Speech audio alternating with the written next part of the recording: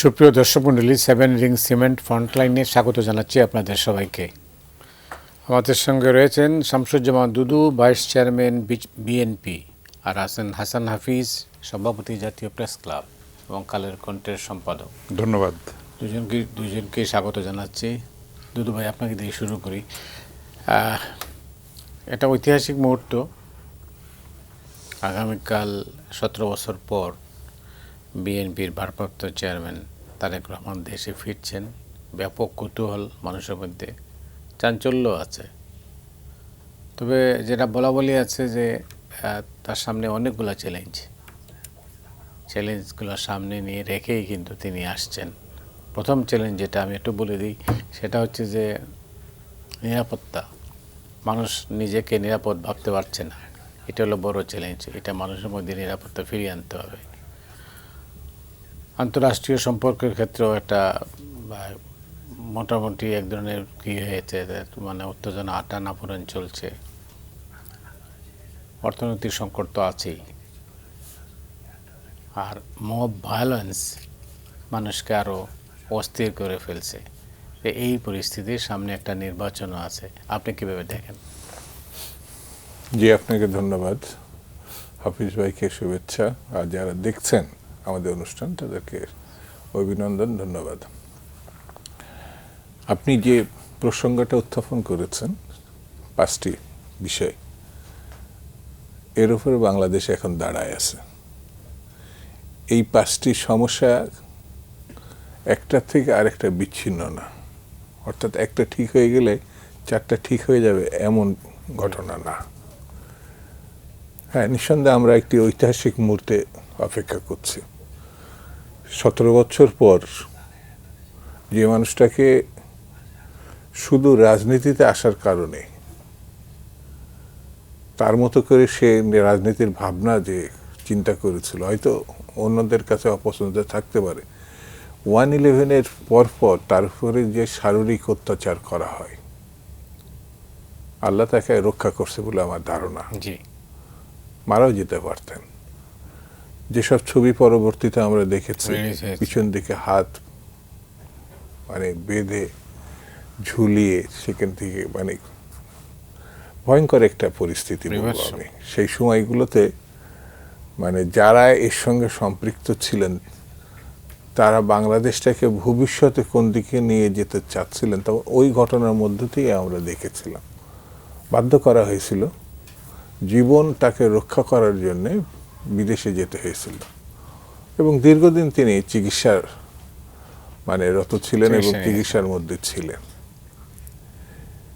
আস্তে আস্তে আস্তে আস্তে একটা পর্যায়ে গিয়ে অনেকে ভেবেছিল, এবং আমি অনেক ডাক্তারের বয়ানে শুনেছিলাম, বাংলাদেশে যেমন একজন ডাক্তার, অর্থোপেডিকের ডাক্তার সিরাজ সাহেব, আপনার চেনেন কিনা জানি না, এখন অবসরপ্রাপ্ত, তো উনি আমার দেশের, তো পিজিতে কিছু সময় তার চিকিৎসা করেছিলেন। এই করার কারণে ডিপার্টমেন্টাল চিফ হওয়ার পরও তার অনেক নাজেহাল হতে হয়েছিল।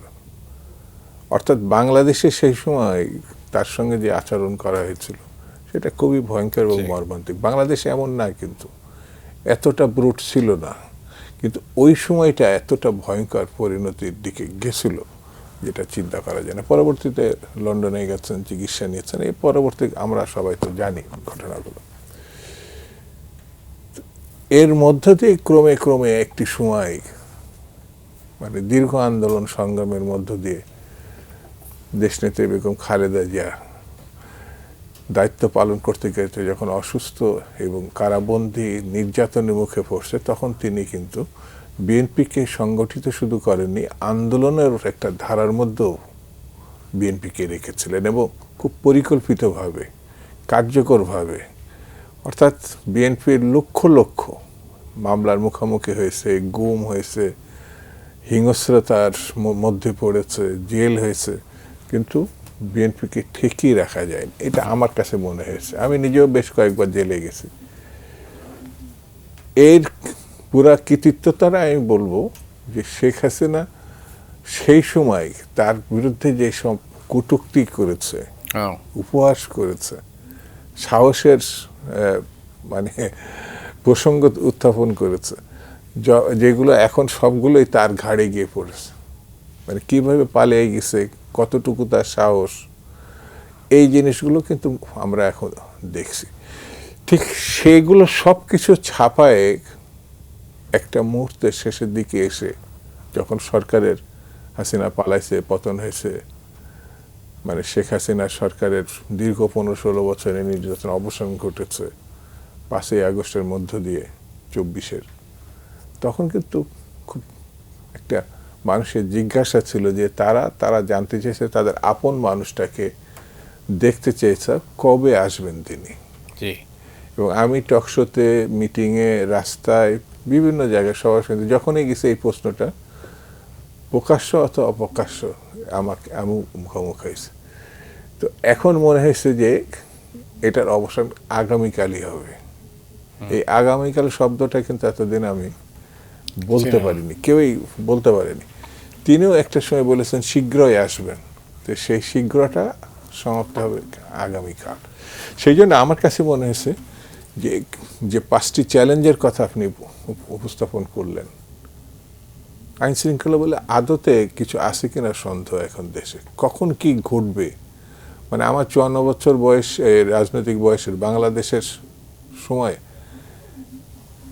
বাইরে বেরোলে পরে যে অস্বস্তি, এক ধরনের ভীতি, সে আপনি গাড়িতে থাকেন, রিক্সায় থাকেন, হেঁটে যান, মানে এর মধ্যেই থাকতে হয়। এটা হচ্ছে অন্যতম, মানে তার মধ্যে তিনি আসছেন। মানুষের চাহিদার, মানে লক্ষ লক্ষ বেকার, জি। গণতন্ত্র নাই, নির্বাচনের নিয়ে অনেক প্রশ্ন আছে, যদিও শিডিউল ঘোষণা করা হয়েছে, তারপরেও মানুষের ভিতরে প্রশ্ন দেখা দেয়। অর্থাৎ একটি চূড়ান্ত ভঙ্গুর পরিস্থিতি মনে করা হচ্ছে। তিনি এসে এটিকে মোকাবেলা শুধু করবেন না, এটা তিনি মানে সাহসিকতার সঙ্গে পরিকল্পিতভাবে একটি সাফল্যের দিকে নিয়ে যাবেন। তা আমার মনে হয় অনেকগুলো চ্যালেঞ্জ নিয়ে মাথায় আসলো, এখন আমরা অপেক্ষা করব যে তিনি কিভাবে এই পরিস্থিতিগুলোকে ধারণ করেন এবং মোকাবেলা করেন। অনেক ধন্যবাদ হাসান হাফিজ। আপনার সামনে যেটা আমি বলছিলাম, তো আপনি কিভাবে বিষয়টাকে মূল্যায়ন করেন বা কিভাবে বিশ্লেষণ করেন? এতগুলি চ্যালেঞ্জ তো আমার মনে হয় বাংলাদেশের রাজনৈতিক ইতিহাসে এত জটিল পরিস্থিতি কখনো হয়েছে বলে আমার জানা নাই। তো একটা আশার কথা যে তারেক রহমান দীর্ঘদিন লন্ডনে থাকার ফলে তার যে প্রজ্ঞা, পরিণত যে একটা চিন্তা এবং সহিষ্ণুতা, অনেক কিন্তু পার্থক্য হয়েছে এবং ইতিবাচক পরিবর্তন হয়েছে আমরা লক্ষ্য করেছি। বিএনপির যেটা মূলমন্ত্র, যে পরমত সহিষ্ণুতা, সেটা আমার সাংবাদিক হিসেবে অভিজ্ঞতা হয়েছে। শহীদ প্রেসিডেন্ট জিয়াউর রহমানকে একাধিকবার কাভার করার আমার সৌভাগ্য হয়েছে। তখন আমরা ছাত্র ছিলাম, যখন 75-এ সিপাহী জনতার বিপ্লব যখন হয়, তখন তারপরে অবরুদ্ধ যে সংবাদপত্রগুলি ছিল সেগুলি খুলে দেওয়া হয়। তারপরে আস্তে আস্তে গণতন্ত্রের পথে বাংলাদেশ হাঁটতে শুরু করে এবং সেই শহীদ জিয়া কিন্তু রাষ্ট্রীয়, দেশের এবং দেশের বাইরের ষড়যন্ত্রের শিকার হয়ে কিন্তু তাকে শাহাদত বরণ করতে হয়। তো আমরা সে সময় দেখেছি যে পরমত সহিষ্ণুতার এবং মানে পার্লামেন্টও অনেক ভাইব্রান্ট পার্লামেন্ট ছিল সে সময়, কিন্তু আমরা গত 1.5 দশকেরও বেশি সময় ধরে কি দেখেছি, সেটা দেখেছি আমরা একটা নিষ্পেষণ, একটা স্বৈরতন্ত্র, দেশকে লুণ্ঠন, ধর্ষণের সেঞ্চুরি, স্বামী স্ত্রীর সম্পর্ক, আপনি যেটা আন্তঃরাষ্ট্রীয় সম্পর্ক বললেন সেটারই কিন্তু জের আমরা দেখতে পাচ্ছি। কয়েকদিন আগে যে বিএনপির সঙ্গে মত বিনিময় হলো, যে প্রথম আলোর ইস্যু নিয়ে আপনি ছিলেন, সেখানে আমিও ছিলাম, আমি বলেছি সেটা যে 73 সালের 1 জানুয়ারি যখন ভিয়েতনাম সংহতি দিবসে গুলি চালানো হয়, সেই সময় যখন দৈনিক বাংলা একটা টেলিগ্রাম করে, আপনি জানেন আমি তখন ছাত্র, দৈনিক বাংলায় আমি যোগ দিয়েছি 76 সালে। তো টেলিগ্রামে বঙ্গবন্ধু কথাটা লেখা হয় না, সেই অপরাধে তোয়াব খানের চাকরি চলে যায়, শামসুর রহমান আর হাসান হাফিজুর রহমানের চাকরি চলে যায়, আপনি জানেন। তখনই কিন্তু বিষ বৃক্ষটা রোপিত হয় গণতন্ত্রের বিরুদ্ধে। এবং আমরা তারপরে কি দেখেছি, দুর্ভিক্ষ দেখেছি, আমরা বাকশাল দেখেছি, তারপরে একের পর এক ষড়যন্ত্র, স্বৈরতন্ত্র হাসিনার সময় এটা চূড়ান্ত বিকাশ লাভ করেছিল। এবং এইটা নজিরবিহীন কোনো দেশে এরকম 3-3টা নির্বাচন, এরকম প্রহসনমূলক, একটা আমিডামি নির্বাচন, একটা রাতের নির্বাচন, একটা হলো বিনা প্রতিদ্বন্দ্বিতার নির্বাচন, একটা ন্যাক্কারজনক, একটা কলুষিত, দূষিত, বিভৎস একটা ম্যাকিয়াভেলিও মনে হয় লজ্জা পাবে। তো এইগুলির দৃষ্টান্ত, এগুলিকে, এই জঞ্জালকে সাফ করতে হবে, সেটা অন্তর্বর্তী সরকার 1.5 বছরও সেটা অনেকখানি করতে পারে নাই, সেটা অন্য প্রসঙ্গ। তাদের দৃঢ়তা, অঙ্গীকার এগুলির অভাব ছিল বলেই তারা সেটা পারে নাই। না হলে এর আগেও আমরা দেখেছি 3টা অন্তর্বর্তী সরকার, তত্ত্বাবধায়ক সরকার কিন্তু সাফল্যের সঙ্গে নির্বাচন আমাদেরকে উপহার দিয়েছে, কিন্তু এরা সেটা পারে না। এখানে ষড়যন্ত্রটাও গভীর। এখানে শেখ হাসিনা ভারতে পালিয়ে গেছেন এবং তিনি তার দলকে হত্যা করেছেন নিজের হাতেই। এখন আওয়ামী লীগের যত লোক আছে তারা কিন্তু নিরাপদ বোধ করছে না, শঙ্কিত বোধ করছে। সবাই যে অপরাধী এটাও ঢালাওভাবে বলা যাবে না। তো এইরকম জটিল অবস্থার মধ্যে এখন বিএনপির হাতে কিন্তু মূল দায়িত্ব এবং কাণ্ডারির ভূমিকায় তাদেরকে অবতীর্ণ হতে হবে। এবং এই চ্যালেঞ্জগুলি আমি বিশ্বাস করি এবং প্রত্যয় আমাদের আছে, স্বপ্ন আমাদের আছে যে সেটা তারা সাফল্যের সঙ্গে, ধৈর্যের সঙ্গে, দেশপ্রেমের সঙ্গে এবং সব কিছু মিলিয়ে যদি তারা সেটাকে ফেস করতে পারে, তাহলে কিন্তু এই সংকটটা থেকে আমরা উত্তরণ লাভ করতে পারি। আর বিএনপির উপরে তো একা ভরসা করে লাভ নাই। আমি তো মনে করি 18 কোটি মানুষ প্রত্যেকেরই দায়িত্ব আছে যে সংকট আমাদের এখন আছে সব দিক দিয়ে। অর্থনৈতিক সংকট বলেন, বিনিয়োগ বন্ধ আছে, তারপরে বেকারত্ব বাড়ছে, শিক্ষা তছনছ হয়ে গেছে, প্রশাসন তছনছ হয়ে গেছে, ডিএনএ টেস্ট করে যেরকম প্রশাসন করা হয়েছে, বিচার বিভাগ নষ্ট হয়ে গিয়েছিল, সেগুলি কিন্তু রাতারাতি করা যাবে না। তো সেটার জন্য আমাদের প্রত্যাশাটা আকাশচুম্বী। আমাদের একটু ধৈর্যও ধরতে হবে। আস্তে আস্তে যার যার ক্ষেত্র থেকে যদি আমরা ভূমিকাটা পালন করি এবং ষড়যন্ত্রকে রুখে দিই, দেশের ভিতরে যে ষড়যন্ত্র, দেশের বাইরে যে ষড়যন্ত্র, এবং এটা ক্রমবর্ধমান, ক্রমপ্রসারমান কিন্তু ষড়যন্ত্রগুলি। নির্বাচনটাকে আপনি যেটা বললেন, দুদুভাই যেটা বললেন, সেগুলি কিন্তু আস্তে আস্তে লক্ষণগুলি সুস্পষ্ট হয়ে উঠছে। যদিও শিডিউল ঘোষণা করা হয়েছে, কিন্তু মানুষের মনে শঙ্কা এবং চাপা আতঙ্ক আছে এবং সন্দেহ আছে যে শেষ পর্যন্ত নির্বাচনটা সুষ্ঠুভাবে হতে পারবে কিনা। আসলে আমরা যদি ভিতর থেকে না বদলাতে পারি, পুলিশ দিয়ে, আর্মি দিয়ে, ম্যাজিস্ট্রেসি পাওয়ার দিয়ে তো বদলানো সম্ভব না। আমাদের ভিতর থেকে চেঞ্জ করতে হবে। সেটি হলো জুলাই চেতনা। সেই নতুন বাংলাদেশ বিনির্মাণের জন্য আমাদের প্রত্যেককে যার যার ক্ষেত্র থেকে ভূমিকাটা পালন করতে হবে। অনেক ধন্যবাদ আপনাকে। না, যেটা আমরা বলছিলাম যে এই যে চ্যালেঞ্জগুলো মোকাবেলা করার জন্য তারেক রহমানের কী করণীয় আছে, কিভাবে করবেন তিনি, তার তো সেই সেট আপটা, দল কতটুকু প্রস্তুত আছে, প্রশাসন কতটুকু আছে, এইগুলো তো এখনো টেস্টেড না। তিনি কিন্তু, তারেক রহমান সাহেব বেশ কয়েকদিন আগেই কিন্তু বলেছেন, আবেগ না, পরিকল্পনা অনুযায়ী আমাদের কাজ করতে হয়। রাইট। অর্থাৎ তার যেটা হাফিজ ভাই একটু উল্লেখ করেছেন, যে লন্ডন প্রবাসী জীবনে তিনি কিন্তু সময়গুলোকে ব্যবহার করেছেন। অর্থাৎ শিক্ষার সঙ্গে শুরু করে তার যে টিম, সেই টিমের পরিকল্পিতভাবে কিছু সিদ্ধান্ত সে ইতিমধ্যে নিয়েছে এবং সেটা সে কিছু কিছু ক্ষেত্রে প্রকাশও করেছে।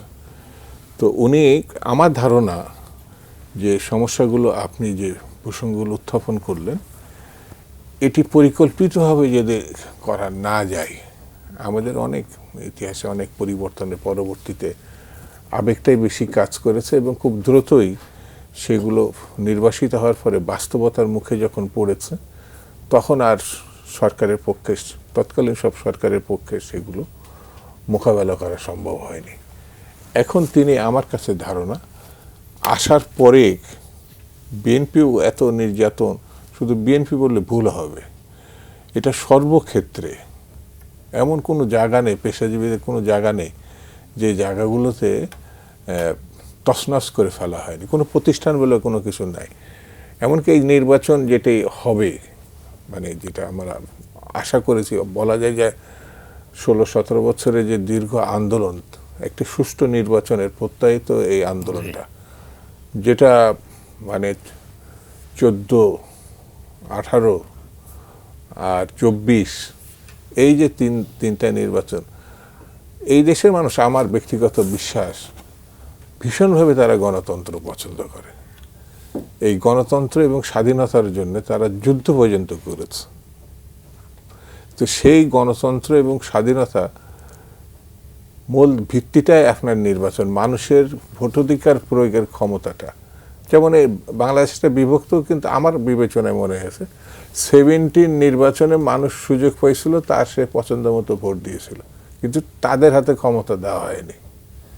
অর্থাৎ ভোট দিলে সব শেষ হয়ে যাবে, আর কোনো দায়িত্ব নেই, এমনও না কিন্তু। এবং এই দেশের মানুষই প্রমাণ করেছে শুধু ভোট না, অস্ত্র ধরতে পারে তারা। হ্যাঁ, তা তো বটে।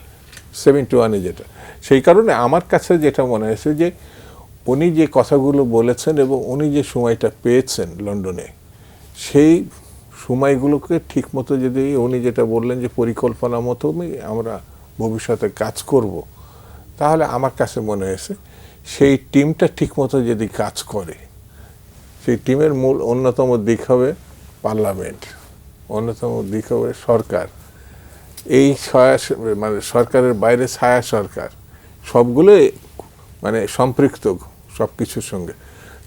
সেইটা ভবিষ্যতে উনি আসার পরে আমরা মানে নির্বাচন ফেস করব। এবং না, এই মানে পতিত কি আর কি আপনার স্বৈরাচারী সরকার বা ফ্যাসিস্ট সরকার যাই বলি আমরা, তারা দেশটাকে এমন একটা জায়গায় নিয়ে দিয়ে গেছে, এখান থেকে এটা উদ্ধার করা কঠিন। সহজ না, নিঃসন্দেহে কঠিন, তবে দক্ষতারও তো একটা ব্যাপার আছে। সেই মানুষগুলোও কিন্তু আমাদের দেশেই আছে, সেই মানুষগুলোকে কাজ করতে দেওয়া হয়নি। সর্বক্ষেত্রে আছে, সব জায়গায় আছে। শিক্ষাক্ষেত্রে আমি দেখেছি ভালো ভালো শিক্ষক যারা আছেন তাদেরকে সেইভাবে মানে সামনে আসতে দেওয়া হয়নি, তেলবাজদেরই মুখোমুখি মানে সুবিধাটা দেওয়া হয়েছে। এ সাংবাদিকতার ক্ষেত্রে বা অন্যান্য যে কোনো ক্ষেত্রে, এমনকি রাজনীতিটা এমনভাবে কলুষিত করা হয়েছে যে সরকারকে, ওই সময় আমরা দেখেছি হাসিনাকে, যে শেখ হাসিনা তেল দিতে ভালো পারছে তাকে চিনেই না দেশের মানুষ।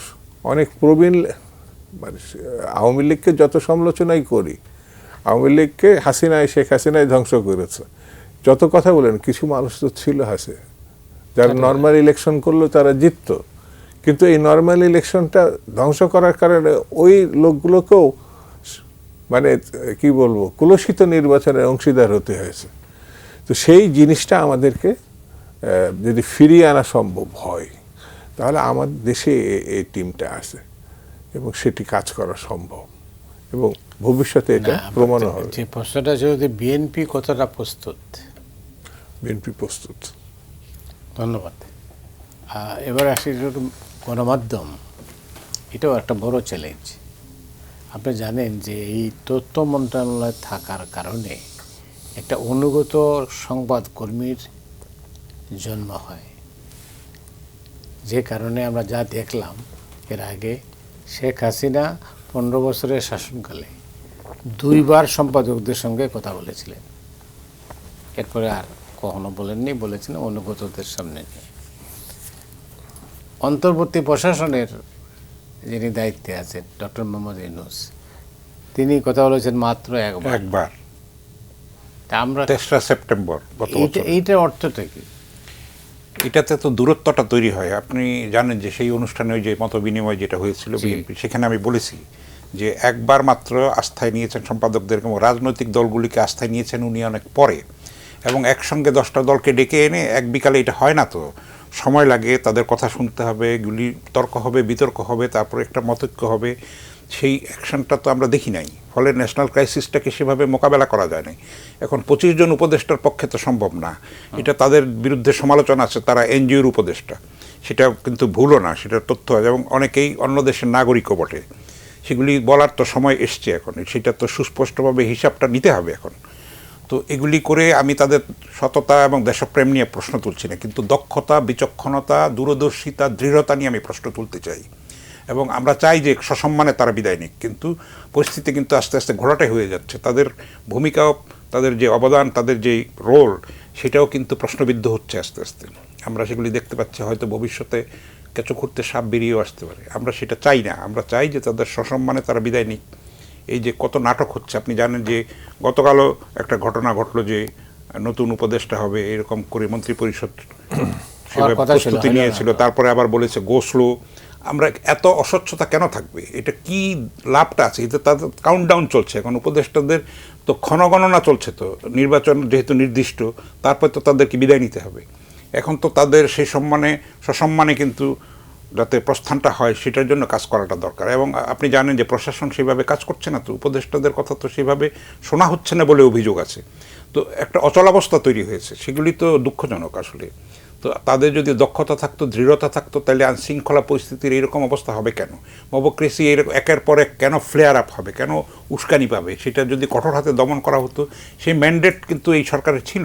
সব মানুষ কিন্তু তাদের কাছ থেকে একটা প্রত্যাশা করেছিল। কারণ 1.5 বছরেরও বেশি সময় পার হয়ে গেছে। আমরা কি পেয়েছি যদি প্রাপ্তির হিসাব করি আমরা, তাহলে খুব বেশি কমই আমাদের অর্জন হয়েছে বলতে হবে। তো এত সময় লিঙ্গারিং করেছে এবং একের পর এক সমস্যা পুঞ্জীভূত হয়েছে, নতুন নতুন সমস্যার উদ্ভব হয়েছে, ফলে এই ক্রাইসিসটা হয়েছে এবং মানুষের জন আস্থাটা নষ্ট হয়েছে। এবং মিডিয়ার কথা যেটা বলছেন, মিডিয়াকে এরকম বসংবদ একটা কুক্ষিগত করা হয়েছিল, ক্ষমতাকে এককেন্দ্রীকরণ করার জন্য বাধ্যগত মিডিয়া করা হয়েছিল। টেলিভিশনে ডিকটেট করা হতো কে আসতে পারবে কে আসতে পারবে না, সেগুলি নজরদারির মধ্যে ছিল। এবং ফলে আত্মরক্ষার কারণে কিন্তু সাংবাদিকদের সেলফ সেন্সরশিপে যেতে হয়েছে। ফলে সোশ্যাল মিডিয়া যেটা সমাজ মাধ্যম, সেখানে কিন্তু অপতথ্যের বিস্তার ঘটেছে। মানুষ তো তথ্য জানতে চায়, কিন্তু আমাদের জাতিগত বৈশিষ্ট্য হচ্ছে যে আমরা যাচাই বাছাই করি না তথ্য পেয়ে। ফলে কিন্তু একটা বিপন্ন অবস্থা তৈরি হয়, দেশের স্বাধীনতা সার্বভৌমত্ব হুমকির মধ্যে পড়ে, সাম্প্রদায়িক সম্প্রীতি সমস্যার মধ্যে পড়ে, তারপরে আপনার শান্তি শৃঙ্খলা স্থিতি কিন্তু বিপন্ন হয়ে পড়ে এবং গণতান্ত্রিক অভিযাত্রার ব্যাহত হয়।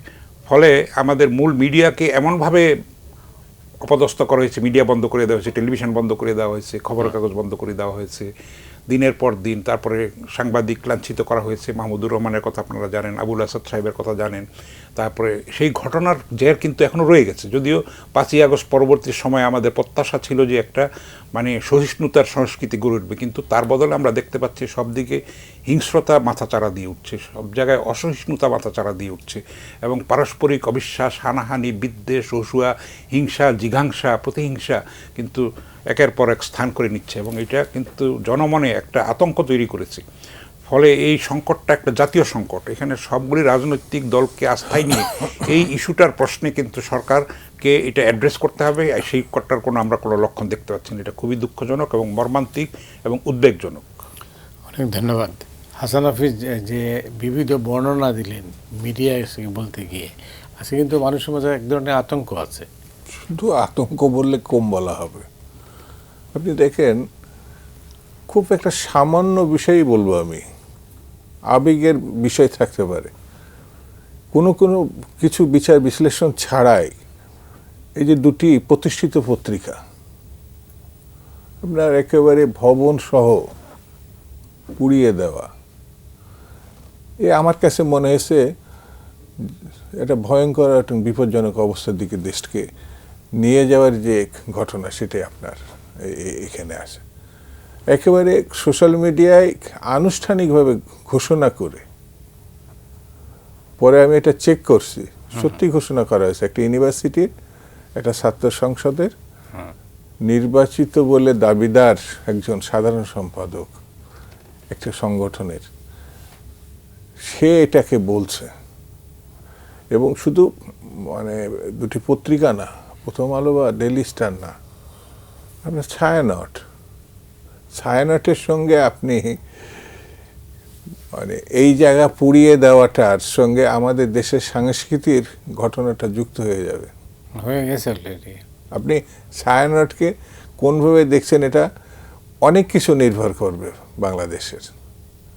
বুঝছি ভিন্নমত থাকবে না বাংলাদেশে, অবশ্যই থাকবে। তো সেই ভিন্নমত আপনার একটি কর্তৃত্ববাদী শাসককে আমরা পরাজিত করলাম, কিন্তু ভিন্নমতকে আমি অ্যাকসেপ্ট করতে পারছি না, গ্রহণ করতে পারছি না। তাহলে আমরা কোন দিকে যাচ্ছি? মব সংস্কৃতি যেটা বলা হচ্ছে, আমরা জানি সব। এই সরকারের, আমি সবসময় বলি যে এই সরকারের প্রধান হিসাবে এবং অন্যান্যরা যারা আছেন বিশিষ্ট ব্যক্তি, সুনামধারী দেশে এবং বিদেশে, কিন্তু তাদের কাছে যে প্রত্যাশাগুলো আমরা প্রত্যাশা করেছিলাম, আপনার একেবারে সবাই যেন সেই সিরাজদৌল্লার পতনের মতো সবাই যেন অস্ত্র নিয়ে বসে থাকলো এবং দেখলো। এই আমি 2টি পত্রিকার ক্ষেত্রে বলছি, ছায়ানটের ক্ষেত্রে বলছি, কোনো রকম প্রতিক্রিয়া সরকারের ছিল না। সব কিছু সম্পূর্ণ হয়ে যাওয়ার পরে সরকারের পক্ষ থেকে প্রেস রিলিজ দেওয়া হয়েছে, পত্রিকাতে আসছে, যেটা সব কিছু সম্পূর্ণ হয়ে গেছে। এখন ধরছে, মারছে, বিভিন্নভাবে ঘটনা ঘটাচ্ছে। এবং ওই ঘটনার পরেও কিন্তু প্রকাশ্যে শুধু হুমকি নয়, এবং মানে কি বলবো, এই ধরনের আমরা ছাত্র রাজনীতিতে ছিলাম, তো আমরা তো এটা তো মানে একমাত্র গণ অভ্যুত্থান না, না, তা তো 69-এর গণ অভ্যুত্থান, 90-এর গণ অভ্যুত্থান, এটা তৃতীয় গণ অভ্যুত্থান। কিন্তু ছাত্র নেতাদের যে দায়িত্বশীলতা, পরিবর্তনের ধারাকে বাস্তবোচিত করার জন্যে যে দক্ষতা, বিচক্ষণতা দেখার প্রশ্ন, এখানে আমি একেবারে শূন্য পর্যায়ে দেখছি। অর্থাৎ গণঅভ্যুত্থানের নেতৃত্ব দাবিদারি, কিন্তু এখন তাদের আর আমার কাছে মনে হয়েছে দায়িত্বশীল ভূমিকায় এখন দেখা যাচ্ছে না। আর গণতন্ত্র তো আপনি যদি সত্যিকারের কর্তৃত্ববাদী শাসনকে বলেনই পরাজিত করছেন, তাহলে তো গণতন্ত্রের ভিন্ন মতকে, আমি যেটা আগেও বললাম, স্বীকার করা, যদি সেটা না পারি তাহলে পরে তো আপনার দাবিদারি কর্তৃত্ববাদী অবস্থা থেকে বেরোতে পারিনি আমরা। এটা আমার কাছে মনে হয়েছে। এই যে আপনি বললেন যে ডেইলি স্টার প্রথম আলোর ব্যাপারে 29 জনকে গ্রেপ্তার করা হয়েছে, ওই যারা হামলা করেছিল, তাদের পরিচয় কি? এটা তো পুলিশ বলছে না। না না, এটা আরেকটি বিষয়। আমি জানি না আপনারা কিভাবে নেবেন। বদরুদ্দিন সাহেব মারা গেছে, আল্লাহ তার বেশ নসিব করুক। উনি একটা সাক্ষাৎকারে, মৃত্যুর বোধহয় 15-20 দিন বা 1 মাস আগে একটা সাক্ষাৎকার দিয়েছিলেন কোন পত্রিকায় যেন, আমি লক্ষ্য করছি যে এই গণঅভ্যুত্থানে তার কাছে মনে হয়েছে সাম্প্রদায়িকতার উত্থান ঘটছে। মানে সব জায়গায় এক ধরনের কর্তৃত্ব করার যে দৃষ্টিভঙ্গি, সেটা যেন দৃষ্টিভঙ্গিটা ধর্মকেন্দ্রিক, এবং প্রায়শই এটা স্পষ্ট না আলোচনায় বিভিন্ন রকম মন্ত্রণালয়কেও দখল করে নেওয়া হয়েছে এবং তারাই কর্তৃত্ব করছে। এবং এটাও মনে হয়েছে যে নির্বাচনকে যারা ঠেকাতে চাচ্ছে বা রুখতে চাচ্ছে, কোনো না কোনো একটা মহল এই গোষ্ঠীর সঙ্গে সম্পৃক্ত বলে মনে করা হচ্ছে। সেই জন্য আপনি যে পরিচিতির কথা বললেন, মানে সেই জায়গাটা আমার কাছে মনে হয়েছে এটার সঙ্গে সম্পৃক্ত। অনেক ধন্যবাদ আপনাকে হাসান হাফিজ। এই যখন অবস্থা, তখন দেশে একটা নির্বাচন হতে যাচ্ছে, তো আপনি কি মনে করেন এই যে পরিবেশ বিরাজ করছে, বিরাজমান বা চলমান পরিস্থিতি, এর মধ্যে দিয়ে একটা ভালো নির্বাচন করা সম্ভব? এটা অনুকূল না, কোনো ক্রমে অনুকূল না। এখনই ইমিডিয়েট যেটা দরকার, সরকারকে এই উদ্যোগটা নিতে হবে, সব রাজনৈতিক দলকে নিয়ে, অংশীজনদেরকে নিয়ে এটা মোকাবেলা করার জন্য একটা রাস্তা বার করা। এটা সরকারকে দায়িত্বটা নিতে হবে। নির্বাচনের সুষ্ঠু নির্বাচন হওয়ার স্বার্থেই কিন্তু এটা প্রয়োজন। এই হানাহানি, হিংস্রতা, জিঘাংসা, প্রতিহিংসা, উগ্রতা এবং এই ধর্মান্ধতা, এগুলি কিন্তু রুখে দাঁড়ানোর জন্য একটা সম্মিলিত ঐক্য প্রয়োজন। এটা কিন্তু সরকারকে উদ্যোগ নিতে হবে। যত দ্রুত নিতে পারবে ততই সেটা মঙ্গল। যত বিলম্বিত হবে দেশের সংকট আরও ঘনীভূত হবে বলে আশঙ্কা করার যথেষ্ট কারণ আছে। না, কিন্তু পরিস্থিতিটা এই যেটা আপনি উগ্রতা বলছেন, এই উগ্রবাদীদের হাতেই তো চলে যাচ্ছে দেশটা ক্রমাগত তাই যাচ্ছে। এটা তো বদরুদ্দিন উমর ঠিকই বলেছিলেন যে এইটা এই জন্য আপনি কাকে দায়ী করবেন? না, এখন হয় কি, একটা দীর্ঘকালের যে একটা পুঞ্জীভূত যে একটা স্বৈর শাসনের যে জঞ্জাল, সেটা সাফ করতে আপনি যদি ব্যর্থতার পরিচয় দেন, অদক্ষতার পরিচয় দেন, বিচক্ষণতার অভাবের পরিচয় দেন, দূরদর্শিতা, প্রজ্ঞা, দৃঢ়তার যদি অভাব আপনার থাকে, তাহলে তো সংকটগুলি থেকেই যাচ্ছে। বৃক্ষটা তো থেকেই যাচ্ছে। একটা ফোড়া যখন হয়, সেটার একটা বীজ থাকে, বীজটাকে না তুললে কিন্তু ফোড়াটা আপনি সার্জিক্যাল যতই করেন আবার সেটা হয়। তো এই অবস্থাটা আমাদের মধ্যে দেখতে পাচ্ছি আর কি। এই সংকটটা মোকাবেলা করতে হবে সবাইকে মিলে, একটা সম্মিলিত প্রজ্ঞা দিয়ে, সম্মিলিত সহিষ্ণুতা দিয়ে, সম্মিলিত দেশপ্রেম দিয়ে। এটা ছাড়া আর কোনো রাস্তা নেই। এটা বিচ্ছিন্নভাবে কোনো পিসমিল কিছু করা যাবে না, খণ্ডিতভাবে কোনো সমাধান করা যাবে না। তা সবার আগে এই শান্তি শৃঙ্খলা, আইন শৃঙ্খলা, স্থিতি, এটা কিন্তু আগে এনশিওর করতে হবে, তারপরে নির্বাচনের পথে যেতে হবে। অনেক ধন্যবাদ আপনাকে হাসান হাফিজ। দর্শক, আমরা একটা বিরতিতে যাচ্ছি, ফিরছি খুব তাড়াতাড়ি, আমাদের সঙ্গেই থাকুন।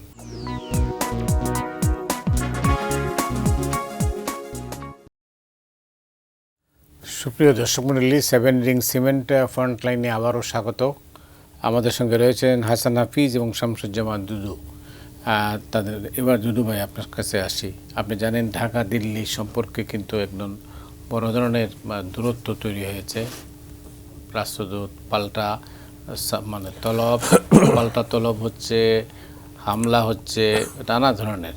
এবং পরিস্থিতিটা কিন্তু দুই দিক থেকেই একটা উত্তেজনাকর পরিস্থিতি। তো এই পরিস্থিতিটাকে আপনি কীভাবে দেখছেন? এরকম পরিস্থিতি কেউই প্রত্যাশা করে না।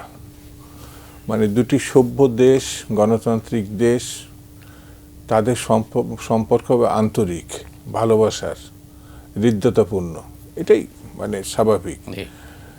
যেমন ইন্ডিয়ার প্রায়শই এই কথা বলে যে বাংলাদেশ আছে অকৃত্রিম বন্ধুর একটি বন্ধু হিসাবে তারা তার পাশে থাকতে চায়, এটা ভারতের দাবি। এবং আমাদের পতিত সরকারের, আমি বলি দখলদার প্রধানমন্ত্রী শেখ হাসিনা বলছে এমন কিছু দিছে, মানে বিষয়টা যে ভারত কোনোদিনই ভুলতে পারবে না, উজাড় করে দিয়েছে। ভারতও দু হাতে এটা নিয়েছে। পরিস্থিতি স্বাভাবিক ছিল, নেওয়া দেওয়ার ব্যাপার ছিল না, খালি দেওয়ারই ব্যাপার, আমার বিবেচনায় দেওয়ারই ব্যাপার ছিল, যে কারণে এই অস্থিতিশীলতা তৈরি হয়েছিল। তো স্বাভাবিক কারণে একটা দীর্ঘ সময় 15-16 বছরের এই দিয়েই যাচ্ছে, দিয়ে আর এক পক্ষ নিয়েই যাচ্ছে। যেই মাত্র ছেদ পড়েছে, যারা নেওয়ার পার্টি তারা একটু অসহনীয় হয়ে পড়েছে স্বাভাবিক কারণে। তারা বুঝতেই পারছে না যে তাদের ত্রুটিটা কোথায় আর আমাদের কোনটা আমাদের প্রাপ্য। যে জিনিসগুলো, এটা আমার কাছে ব্যক্তিগতভাবে মনে হয়েছে, দুটি দেশের মিডিয়া দেখলে সব দোষ যেন বাংলাদেশের, বাংলাদেশের জন্য সব কিছু দায়ী। তারা তো একটা দলের সঙ্গে সম্পর্ক গড়ে তুলেছিল, একজন ব্যক্তি শেখ হাসিনার সঙ্গে সম্পর্ক করছিল। বাংলাদেশের মানুষ এবং সব দলমত নির্বিশেষের সঙ্গে এক ধরনের সম্পর্ক থাকবে। যেমন আমি, আপনাদের মিডিয়ার মানুষ আপনার আমার থেকে ভালো জানেন, যখনই নির্বাচন শেষ হয়েছে প্রথম ফুলের তোড়াটা রেডি করে রেখে দিয়েছিল ভারতীয় রাষ্ট্রদূত, দৌড়িয়ে গিয়ে এই নির্বাচন গ্রহণযোগ্য, এতটা ভালো, এত মানে যা যা প্রশংসা করার তারা করেছে। কিন্তু এখন নির্বাচন সম্বন্ধে তারা যে দাবি করছে অন্তর্ভুক্তিমূলক নির্বাচন, সব দলের অংশ, একবারও এই কথা বলেনি। তখন বললে এই পরিস্থিতিটা তৈরি হতো না। এখন যে ঘটনাগুলো হচ্ছে বাংলাদেশের, যে মোব সংস্কৃতি বা বিভিন্ন বিচ্ছিন্ন বিভিন্ন জায়গায় যে ঘটনাগুলো, এদেশের অনেক মানুষই মনে করে যে তারা কি সঙ্গে যুক্ত কিনা, তাদের এজেন্সি কি যুক্ত কিনা, সন্দেহ করে। সত্য মিথ্যাটা কিন্তু পরের ব্যাপার, কিন্তু তারা সন্দেহ করে। আর এই দেশের মানুষের এটা হয়তো ধারাবাহিক একটা অংশ হতে পারে, তাদের সঙ্গে থাকতে পারা সম্ভব হয়নি বলেই এই দেশে বৃহৎ জনগোষ্ঠী মুসলিম ধর্মের হওয়ার কারণে কিন্তু পাকিস্তানের সৃষ্টি হয়েছিল। তাহলে আমরা তো ভারতবর্ষের লোক ছিলাম, আমাদের পূর্বপুরুষ তো ব্রিটিশ ভারতে ছিল, তারপর না পাকিস্তান। সেই পাকিস্তানিদের সঙ্গেও আমাদের থাকা সম্ভব হয় নাই ন্যায় অন্যায়ের প্রশ্নে, পাওয়া না পাওয়ার প্রশ্নে, আমাদের বাংলাদেশ। তাহলে পরে স্বকীয়তায় বিশ্বাসী, আত্মমর্যাদায় বিশ্বাসী এমন জাতি তো বাংলাদেশে বাঙালি।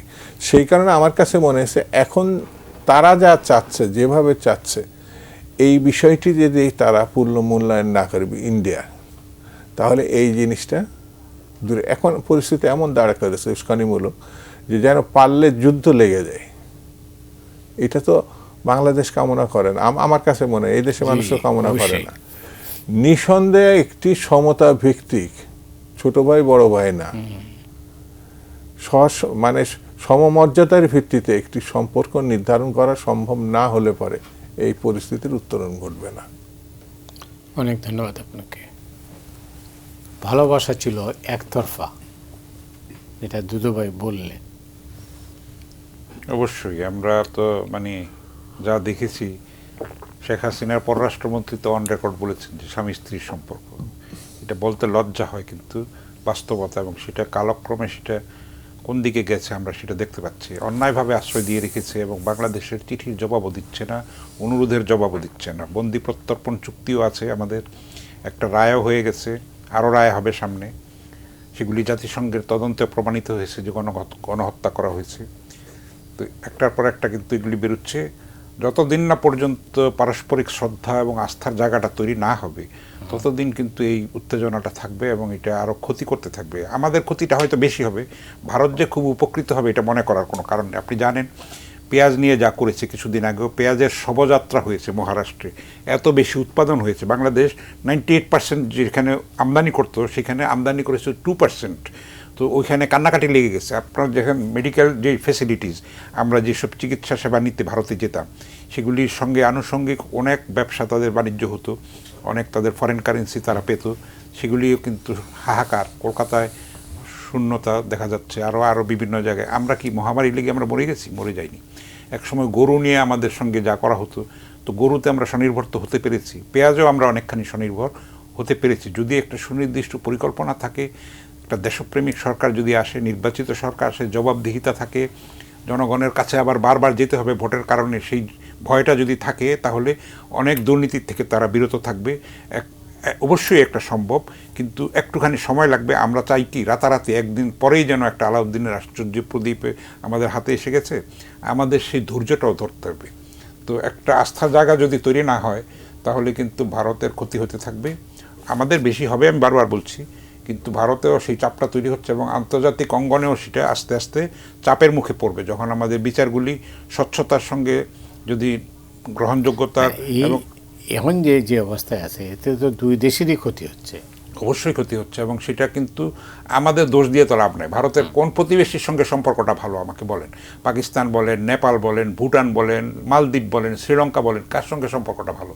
এবং আমাদের সার্ক যে একটা অসাধারণ সম্ভাবনাময় একটা ফোরাম ছিল, সেটাকে ধ্বংস করেছে কারা? ধ্বংস করেছে ইইউ। যদি এত সাকসেসফুল হতে পারে আমরা সার্ক কেন হবে না? আজকে না, শহীদ জিয়া কোন কালে সেটা স্বপ্নদ্রষ্টা ছিলেন, সেটা কিন্তু আমরা বিকশিত হতে দেই নাই, একটা দাদাগিরির কারণেই এটা ঘটেছে। তাহলে কিন্তু এই অঞ্চলে কিন্তু অনেক সমৃদ্ধি, এত ঐতিহ্যবাহী একটা, মানে চীনের মতো একটা শক্তি দেখেন না বিশ্বের, তারা এখন নেতৃত্ব দিচ্ছে অর্থনীতি ক্ষেত্রে বলেন, সামরিক ক্ষেত্রে বলেন, বিজ্ঞান প্রযুক্তি ক্ষেত্রে বলেন, সব দিক দিয়েই। তো এখন বাংলাদেশ কেন চীনমুখী হচ্ছে? এটা হতে বাধ্য হচ্ছে। তো পরিস্থিতি এমনভাবে ভারত তৈরি করছে, বিষাক্ত একটা পরিবেশ তৈরি করছে এবং একটা ডিজাইনের মধ্যে দিয়ে যাচ্ছে ভারত। কিন্তু এই সরকারকে, আমাদের বর্তমান অন্তর্বর্তী সরকারকে স্বীকারই করছে না। তারা বলছে নির্বাচিত সরকার আসলে, আর অন্তর্ভুক্তিমূলক সরকারের এই নসিহত করার তাদের অধিকার কে দিয়েছে? ভারতের নির্বাচনের ব্যাপারে আমরা কোনো বক্তব্য দিই কি না? কখনো দিই না। ভারতের রাষ্ট্রপতি এসে বলে শাহবাগে গণজাগরণ মঞ্চে আমার মন যেতে চাই, ওখানে বলেছে না? তো এটা আমরা কখনো বলেছি? দিল্লিতে যখন কৃষক বিদ্রোহ হয়েছে, যখন তাদেরকে হত্যা করা হয়েছে, আমরা কি কোনো সেখানে নিয়ে গান লিখেছি? আমরা কি তাদের সমর্থন দিয়েছি? এইটা তো নাক গলানোর, তার একটা কোনোভাবে গ্রহণযোগ্য না। বাংলাদেশে 18 কোটি মানুষ, তারা মুক্তিযুদ্ধ করে এই দেশ স্বাধীন করেছে, ভারত আমাদের সহায়তা করেছে, আমরা তাদের কাছে কৃতজ্ঞ, কিন্তু আমরা মাথাটা বিক্রি করে দিই নাই। এটা হতে পারে না। বন্ধুত্ব হতে হবে, সম্মান, মর্যাদা এবং সমতার ভিত্তিতে বন্ধুত্ব হতে হবে। আমরাও স্বাধীন রাষ্ট্র, সেটা কিন্তু ভারতকে বুঝতে হবে। আজ হোক কাল হোক, আমরা কিন্তু বিনা যুদ্ধে নাহি দিবস চুচ্চগ্র মেদিনী, শির দেগা নেহি দেগা আমামা। এই যদি অবস্থা দাঁড়ায় তাহলে আমাদের এই বিষয়টাতে যেটা জাতীয় ঐক্য থাকা দরকার, কিন্তু সেটা তো আমরা দেখছি না। তো আমার কাছে কিন্তু মনে হয় যে বাংলাদেশ যখন বিপদে পড়ে, আক্রান্ত আমি বলবো না, বিপদেই বলবো, তখন কিন্তু জাতীয় ঐক্য, শুধু রাজনৈতিক দল না, নানান শ্রেণী পেশার মানুষ এক জায়গায় এসে দাঁড়ায়। এই 5ই আগস্টের আগের থেকেই 5ই আগস্টের যে দৃঢ়তা, ছোট শিশুটাও কিন্তু তখন মানে মায়ের কোলে চলে ওই ঐক্যের একটা কিন্তু প্রতীক। আপনি নিশ্চয়ই লক্ষ্য করেছেন যে রাজনৈতিক সংকট হইলে পরে প্রধান উপদেষ্টা সবাইকে ডাকেন, কিন্তু এইটা একটা এত বড় সংকট সমস্যা, কিন্তু কাউকে তো উনি ডাকছেন না। আমি ঠিক সরকারের এই ক্ষেত্রে অবস্থাটা বুঝতে পারছি না। আগেও ডাকছে, কিন্তু ওই ডাকা পর্যন্তই। আমি জানি না পরামর্শটা কি। তার সরকারের স্থিতিশীলতা সে রক্ষা করতে চাইছে, দেশের স্থিতিশীলতার কথাটা রক্ষা করতে, এটা আমার ব্যক্তিগত মতামত। তিনি কতটুকু বলছেন আর কথাটা শুনছেন কতটুকু, সেটা ওখানে যারা ছিলেন তারা নিশ্চয়ই ভালো জানবেন। এই সরকারের উচিত ছিল অবশ্যই সাম্প্রতিক যে পরিস্থিতিটা তৈরি হয়েছে ভারত এবং বাংলাদেশের, সকল রাজনৈতিক দল, শ্রেণী পেশার মানুষ, যেহেতু সরকার কোনো রাজনৈতিক দলের না, তাদের উচিত তাদের সঙ্গে নিয়ে বসে একটি মত বিনিময় করা এবং একটা সিদ্ধান্ত, এমনকি একটা বিবৃতিও, তাহলে এটা জাতীয় দৃষ্টিভঙ্গির একটি বিবৃতি হিসাবে আসলে আমাদের পার্শ্ববর্তী দেশও বুঝতে পারবে এই যে এই পয়েন্টে তারা সবাই একমত। সেটা করতে পারত, যেহেতু এটা দুর্ভাগ্যজনক এটা হয় নাই। তবে ভারত যেভাবে ভাবছে আমাদের এই প্রশ্নে, আমি বিনয়ের সঙ্গে বলবো যে ভারতের সঙ্গে নো ডাউট আমরা 71-এ তাদের যে আমাদের মুক্তিযুদ্ধের সহযোগিতা বা আমাদের শরণার্থীকে জায়গা দেওয়া, নো ডাউট আমি হাফিজ ভাইয়ের সঙ্গে একমত, আমরা তাদের প্রতি কৃতজ্ঞ। কিন্তু এই কৃতজ্ঞতার যদি মনে করে দুর্বলতা এবং এটিকেই তারা যে সর্বোচ্চ মনে করে, এমনকি ডিসেম্বর মাসেই চলছে তো।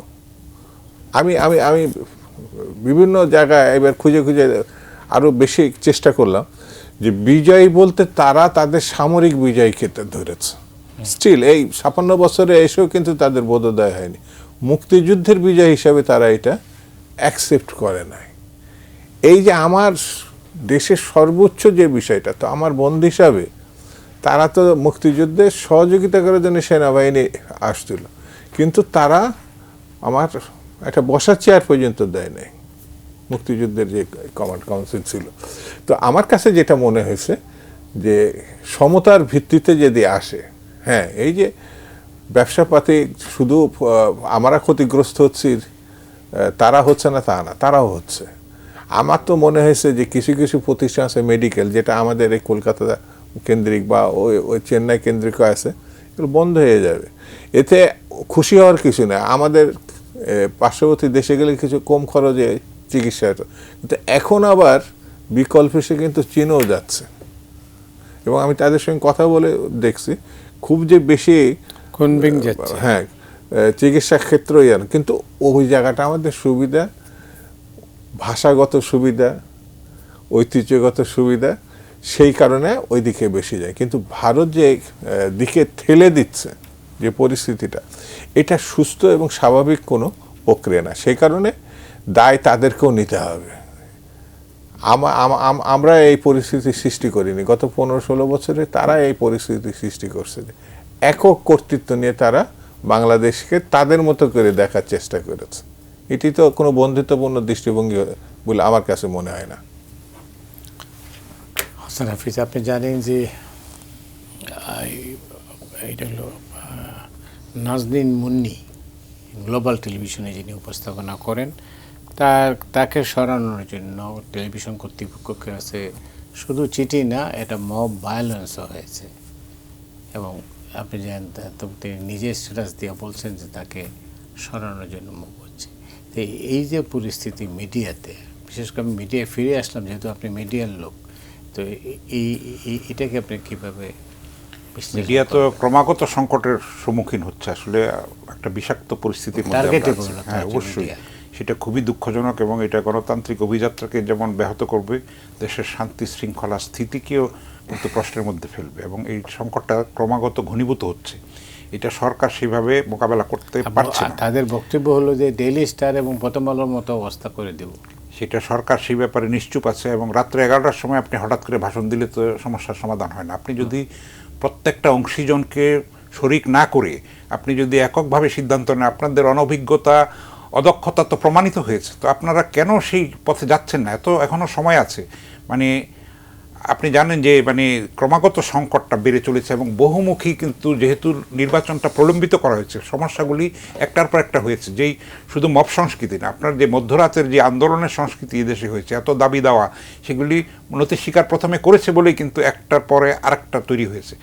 সচিবালয় দখল করে ফেলা, চলে যাওয়া, সেখানে গিয়ে অটো পাস করা, তারপরে আনসার দাঁড়িয়ে নানান, এগুলির মধ্যে কিন্তু পরাজিত শক্তির যে ইন্ধন আছে অবশ্যই সেটা প্রমাণিত হয়েছে। এবং সেগুলি দেখা গেছে যে যারা ঝটিকা মিছিল করছে, নানান কিছু করছে নির্বাচন ব্যাহত করার জন্য, শান্তি শৃঙ্খলা নষ্ট করার জন্যে, সেগুলিও একটা ডিজাইনের অংশ এবং সেগুলি পরিচালিত হচ্ছে দেশের বাইরে থেকে। এবং এত কালো টাকা যেই পাচার হয়েছে সেগুলি এখানে ব্যবহৃত হচ্ছে, সেগুলি কিন্তু সরকার সেভাবে মোকাবেলা করতে পারছে না। তো 25 জন 17 জন উপদেষ্টা, তার মধ্যে আবার 2 জন মাইনাস হয়েছে এখন, তাদের পক্ষে তো এই এত বড় ক্রাইসিস অ্যাড্রেস করা সম্ভব না। তো সেখানে কেন রাজনৈতিক দলগুলিকে এখানে নেওয়া হচ্ছে না, একটা কার্যকর একটা পদ্ধতি বার করা হচ্ছে না? রাজনৈতিক দলগুলি তো তৃণমূল পর্যায়ে তো তাদের কমিটি আছে, তাদের কমান্ড আছে, সেগুলি কিন্তু সারা দেশে কিন্তু ওয়ার্ডে ওয়ার্ডে, থানায় থানায়, ইউনিয়নে ইউনিয়নে তাদের যে নেটওয়ার্ক আছে সেটাকে যদি কাজে লাগায় তাহলে কিভাবে মানে একটা ঘটনা ঘটতে পারে। আমরা যদি প্রতিরোধের একটা চেতনা নিয়ে আমরা দাঁড়াই তাহলে তো সবাই সবাইকে চেনে, এত ডেন্সলি পপুলেটেড একটা দেশ, মানে এখান থেকে তো বহিরাগত বন জঙ্গলও নাই সেই অর্থে, হিলস এরিয়া ছাড়া আমাদের। তো সেটা আমরা কেন মোকাবেলা করতে পারছি? তার মানে আমাদের সদিচ্ছার অভাব আছে, আমাদের দক্ষতার অভাব আছে, আমাদের বিচক্ষণতার অভাব আছে, আমাদের দূরদর্শিতা, আমাদের মেরুদণ্ড নাই সেই অর্থে। সেই কারণেই সংকটগুলি বাড়ছে এবং ক্রমাগত বিস্তৃত হচ্ছে। এবং এখনও সময় আছে সবাইকে আস্থায় নিয়ে একটা জাতীয় একটা মানে পরিস্থিতি তৈরি করে এবং সবাইকে দায়িত্ব দিয়ে যে এটা মোকাবেলা করি আমরা সবাই মিলে সম্মিলিতভাবে, তাহলে নির্বাচনের দিকে আমরা মসৃণভাবে এগিয়ে যেতে পারবো যতটা সম্ভব। এবং নির্বাচন পূর্ব যে সহিংসতা আমরা দেখতে পাচ্ছি সেটাও খুবই আতঙ্কজনক এবং এই আলামতটা খুবই ভয়ঙ্কর। তো এগুলি আমরা চাইবো যে এইগুলি যতটা সম্ভব কম রক্তপাতের মধ্যে দিয়ে, সহিংসতা যেন না হয় সেই লক্ষ্যে এগিয়ে যাওয়া, সময় থাকতে যেন আমরা ব্যবস্থা নিই, সময়ের 1 অসময়ের 10 অনেক ধন্যবাদ হাসান হাফিজ। দুদু ভাই আপনাকেও অনেক ধন্যবাদ। দর্শক মণ্ডলী, আজ এ পর্যন্তই। আপনারা সবাই ভালো থাকুন।